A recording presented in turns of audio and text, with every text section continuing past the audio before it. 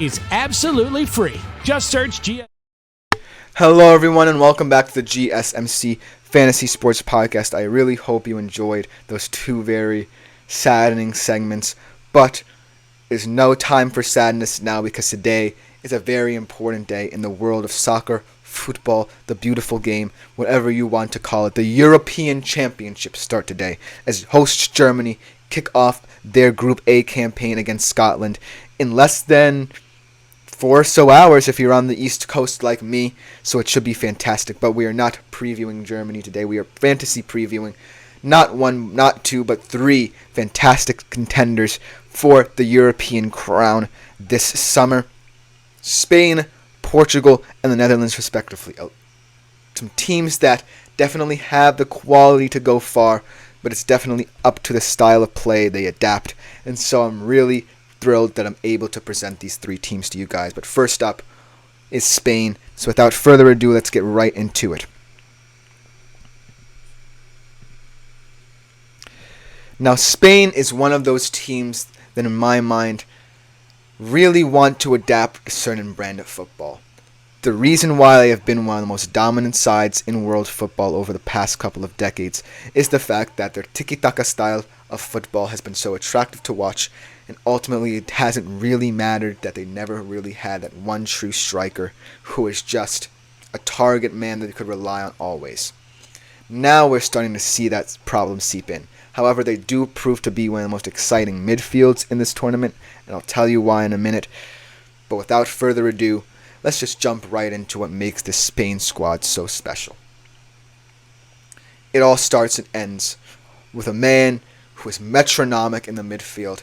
He always refuses to lose whenever he starts, as we saw with one of the most historic runs without losing in the history of the Premier League and the Champions League. He is just such a pivotal player to a Spain squad. He could be the difference maker for them in a tough group and in a tough knockout stage. Rodri. Right now, he is only sitting at 6.5 million euros. For a guy who I expect to be at the very least top 5 in Ballon d'Or voting, that is disrespectful what the Euros are doing to this man because he is such a fantastic player. He is the difference between winning and losing, quite literally. Rodri is going to be someone who is going to just be a leader for this kind of transition in a Spanish mindset from a team that wants to constantly pass you to death to one that really wants to score and go far in this tournament. He also does take penalties, unusual for a midfielder, so if you want the kind of metronomic guy who's going to progressively pass the ball off the pitch, maybe contribute with a couple of assists, and also takes penalties in a Spain squad that really has so many versatilities in terms of who takes their set pieces, then Rodri is in fact your man and a no-brainer potentially at the midfield spot.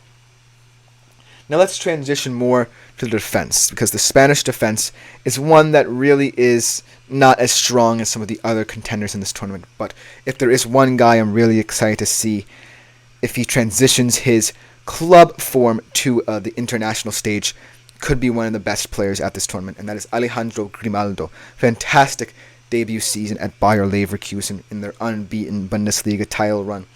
Just such a fantastically creative player at a fullback position. This goes to show how that defensive solidity can turn into attack in an instant.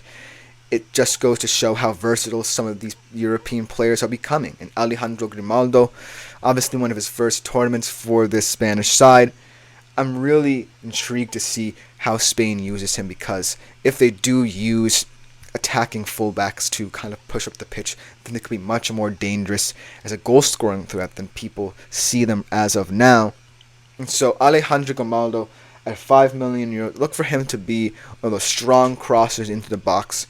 Look for him on corners, set-piece specialist who could honestly have a breakout Euros campaign in my opinion. Now let's look to that attack. It's not the worst in the entire world, but it certainly is one of the more disappointing, shall we say, over the years, especially due to one man who really needs to find his scoring boots if Spain needs to go far in this tournament. A much maligned, controversial kind of striker, in Álvaro Morata, who is At 8.5 million, a little overrated in my opinion, but I can kind of see where he can have a tournament that people will be pleased with. He is very risky, in my opinion, especially if you're someone who wants to build from the front. I don't necessarily think Álvaro Morata is your man. However, I think this whole Spanish mindset definitely helps him, because he can get integrated into the team more. He's not necessarily going to have to be the focal point of what they do attacking-wise. And he could play and drop centrally and maybe even score some assists for your fantasy squad. He's not necessarily the biggest goal-scoring threat as we've seen in the tournament. In fact, he doesn't necessarily have that whole scoring mindset. It's just this industrious kind of quality about him that maybe is the reason you pick him up, due to the fact he's unlike any center forward in this tournament. And I really think that he doesn't necessarily have to be. He definitely can contribute, as we've seen off the bench in the past for a Spanish squad who might struggle later to games to find that goal-scoring threat. And so, potentially in the knockout round, should Spain get there, Álvaro Morata could become a bit more appealing. But as of right now, I still think he's a bit too risky. A guy who I'm really high on is risky, but I think can actually produce for the Spanish attack, Dani Olmo. I really love Dani Olmo as a player, still young in his prime.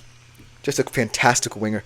One of the most underrated RB Leipzig players right now, in my humble opinion. Just due to the fact he can score goals in bunches. He has a couple of hat-tricks in his career. It's just due to his creative flair. Spain certainly needs someone in that attack who's going to say, hey, I'm going to take over, I'm going to cut inside and shoot, and Dani Olmo can be that guy. Whichever wing he plays on, look for him to have a very, very intriguing Euros campaign.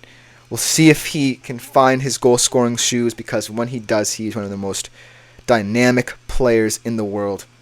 And so, Dani Olmo, right now, 7.5 million. If you want that creative spark, Dani Olmo's your man. Another guy, the youngest guy on the Spanish team, and potentially in the history of the Euros, if he does get enough minutes, Lamine Yamal. Lamine Yamal has been a huge breakout star, graduating La Masia a short time ago and completely rejuvenating this Barcelona squad. One of the reasons they made that deep run into the Champions League. And he's just, for someone so young to just have that poise, is what really impresses me. We've seen it in the past with a lot of different players who will also be starring at this tournament. But the thing about Lamine Yamal is that in a Barcelona system where they were really struggling to find a particular identity under Xavi Hernandez as he ended his Barca career as their manager, Lamine Yamal really showed the potential and future of this Barcelona squad as they make that transition. He's going to be a huge part of how they rebuild. And it's going to show at the Euros, because he also might be coming on in a situation where Spain might need to score a couple of goals. So look for him to be that spark plug for them should they need him off the bench. But as an overall recap of what I think of this Spain team, I really think that the Spain team is a bit underestimated because of the fact that they're one of the only teams in recent history to go back-to-back in the European Championships. They have the pedigree, they have the quality, they potentially have the best player in the world playing for them in Rodri, who can really help in that midfield. But there's just so many questions in how Luis de la Fuente, their manager, wants to set up his attack. He knows that Álvaro Morata might not have as much confidence as games go on. He knows that Dani Olmo on his day can score goals, but is mainly one of those more creative, flair-like players on the wing. He knows that he has electricity off the bench with guys like Nico Williams and Lamine Yamal. So Spain is going to be someone to watch. They're definitely also in a very tough group, in the group of death, with Italy, Croatia, and Albania. So we could see a potential group stage collapse. I don't necessarily think so. Even if they're not second place, I do see them as one of the 4 best third place finishers in their group. So I do think they will make the knockout stages. But How they fare in the knockout stages really depends on how you use that pace and dynamism you have on the wings, combined with this kind of metronomic, kind of solid presence you have in a guy like Rodri. And so Spain is certainly a team to keep your eye on in terms of fantasy as well as in real life in the knockout stages, because some of their players can have these dynamic moments if they so choose.